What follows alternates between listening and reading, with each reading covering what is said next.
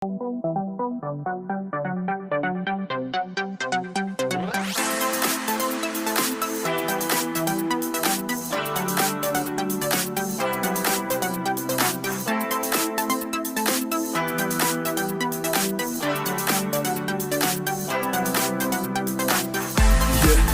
is the limit, then I'ma go get it. My music, let me say this, even haters like my style, cause I'm impressive. R.I.P. Rest in peace to my haters. R.I.P. I can't see a losers. They always do shit Jeff can have something crucial to say. If you have peace, we have an overnight to stay.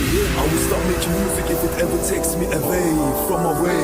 I was like this from day one, my fans know I just wanted to say. Trust is hard to build, I'd rather hurt them over ego. The enemies already killed ages ago.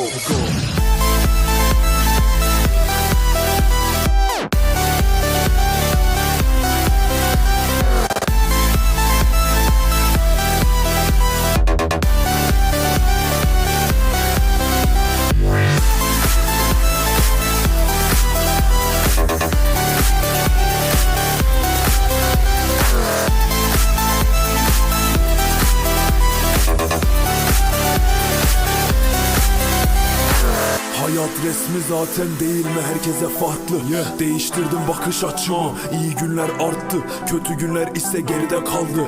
Herkes bildiği yoldan gidince bak gör kim kazandı. Gidenler hayatın aksine WhatsApp'tan tavsiye aldı.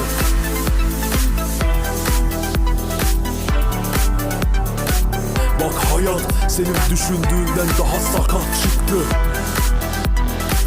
Karma acımalı döndü, iş başına bela oldu, zorunda kalmadı. Money can't buy happiness. They hated on me and us. Questions without answers.